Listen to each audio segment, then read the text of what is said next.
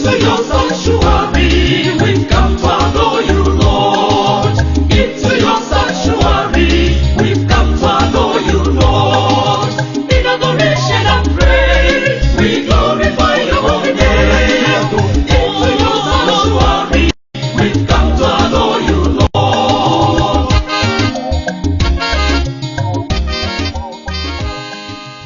In the name of the Father, and of the Son, and of the Holy Spirit, amen.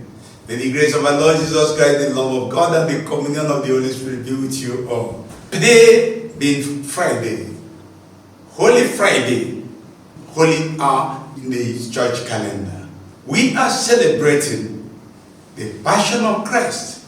Therefore, our reading will be coming from Isaiah chapter 52, verse 13, following chapter 53 to verse 12.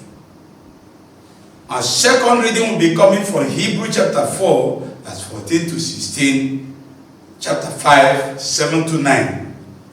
Our responsorial psalm will come from Psalm 30. Our response will come from Luke chapter 23, verse 46. Our gospel message will come from John's Gospel chapter 18, verse 1 to chapter 19, verse 42. The passion of our Lord Jesus Christ. What is his passion? To die for others to live. We believe we have come to the world to enjoy and celebrate and drink and eat hedonism. That's what we thought life is all about. Eating and drinking and sexing and all this, which is physiological and biological level of life, which is almost an animal level of life. And that's what the people call enjoyment. Hedonism. But Christ came to teach us that that's not true. It's not the way, it's not the life. Prophet Isaiah prophesies about the man who could do this. He said, see, my servant will prosper. He shall be lifted up, exalted, rise to the great height. He said, can you rise to the great height? He was pierced through for our faults. He suffered for us. The crowd was afraid of seeing him. You know, when you see him, it's not an interesting face to see. He doesn't, he's so disfigured that it doesn't look human anymore.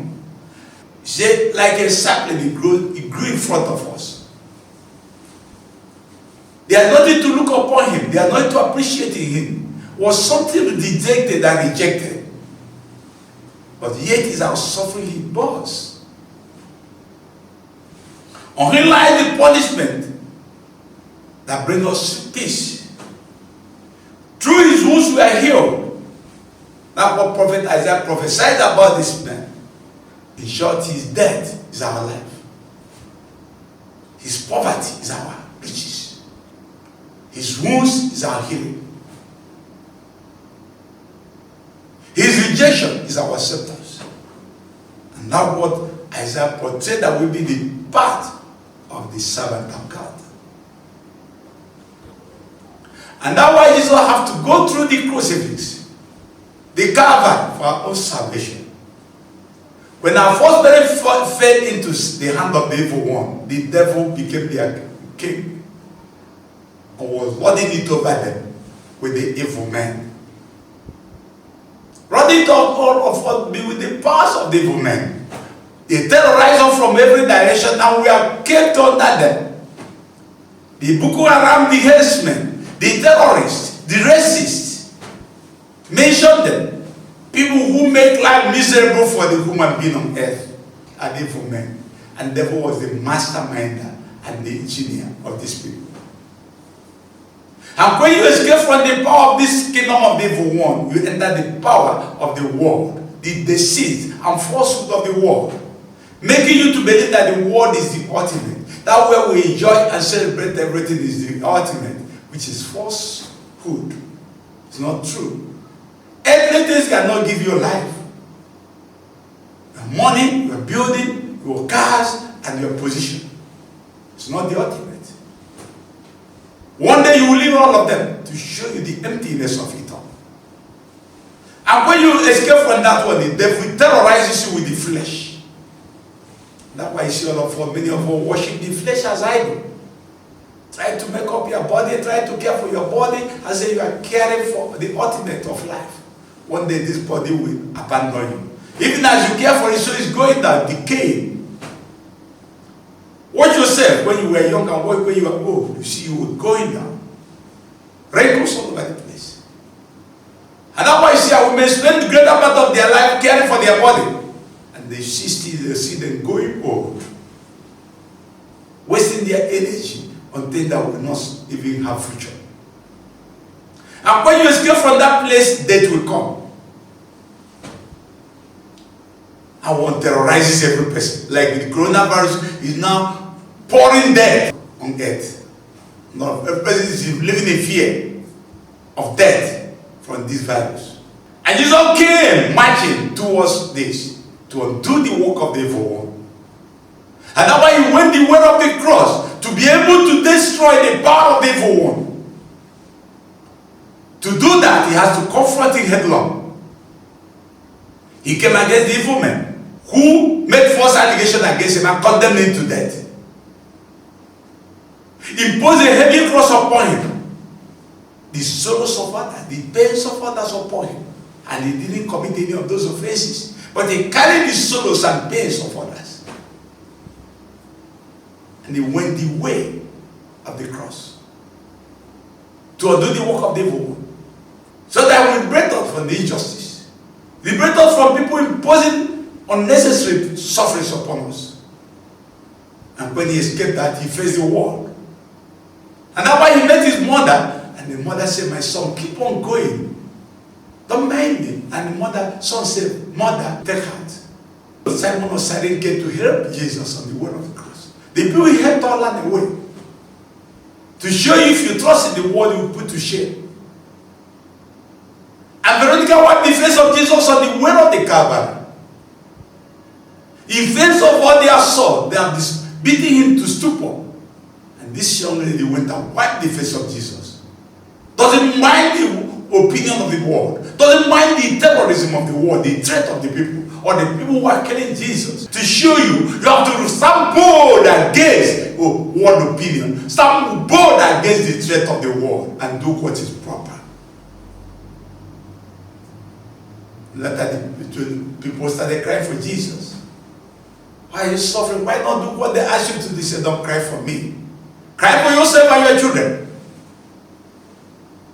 You know, sometimes when you are trying to do good, people start torturing you. Others will say, why not abandon it? You just say, no, I know who I'm serving. I know my mission. I know where I'm going. And you don't feel the third time to tell you that this flesh can destroy you. But if you forget up here, that's not a mission. He was stripped naked. She had nothing person like making him naked in public. And that where fornication and all the sins of impurity really wounds God. Your body is the temple of the Holy Spirit. You can't defy that body and get away with it. You defy the body of Christ, you defy yourself. And that's what many of us celebrate today as the idol we worship. And we're going down, decaying with it. But Jesus came to liberate us from it. And this body must be kept holy. The body must be kept pure. So as to attain the purpose for which it's created. And after that, Jesus faced death with the ultimate. And he overcame death and rose from the dead, from the third day. And we're celebrating his passion today, that the passion to die for others really made him crazy. He went to Jerusalem to die for others, to glorify his Father. And that's what we're celebrating today. Ability to sacrifice yourself for the good of others. But God created us for the good of others. God never created anything for himself. And that's what Christ is trying to prove for us as we celebrate his passion. That he came to live for others. He came to glorify the Father. That everything created on this earth is meant to serve others, not himself. And that's why mango can eat mango. Orange can take orange. That are created for the good of others. Chair can sit on a chair. Fan can fan himself. Car can drive himself. That to serve. And work hard to serve. And the base of judgment on the last day is that what you did for them, or what you did for yourself. So as we celebrate the passion of Christ today, we are celebrating the ability of somebody to live above self and live selflessly for the glory of God and for the good of others. That is civilization. That is the essence of development. If you cannot attain that, you are not developed. If you cannot attain that, you are not civilized. If you cannot attain that, you are not educated. If you cannot attain that, you have no personality. That is the ability to live for others. And that's what we're celebrating today. And Jesus came to live for others and live it for the glory of God. He became poor for us to be rich. 2 Corinthians chapter 8 verse 9. He became a slave to make us freeborn. Philippians chapter 2 verse 7. He lowered himself to lift us up. Philippians chapter 2 verse 6. He became a man to make us God. You can see from Philippians 2:7. And he was obedient unto death to pay for our disobedience. And in John 15:30 says, no greater love a man can have than to lay down his life for his friends. As we celebrate the passion of Christ today, you can see the fulfillment of it. And that's why I say, since in Jesus, the Son of God, we have the supreme high priest who has gone through all the heavens. You cannot have a priest who doesn't know you. He knows all your problems. He has gone through what you are going through today, but he didn't sin. So that's why you must have full confidence in him and come to him. And then Jesus led obedience through suffering. So that all the people who come to him will now learn how to live. Who obey him become the source of salvation for all of them. And that's why the psalmist who understand the pains and sorrows of all these days said, Father, into your hands I commend my spirit. He's the Father I'm serving, and the Father will reward me, no other person. No person can compensate me. No person can reward me. I'm serving God, the living God. The God is the one to console me and the one to reward me. Not human beings. Because I work for him. If you work for human beings, you then look for human reward. If you work for God, you get God's reward. So the passion of Christ is the passion of love. Living for others and living for the glory of God.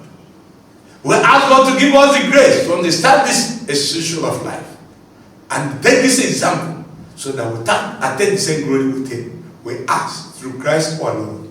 May the blessings of Almighty God be upon all of us as we follow the footsteps of Christ in his passion. And of the Father, of the Son, and of the Holy Spirit.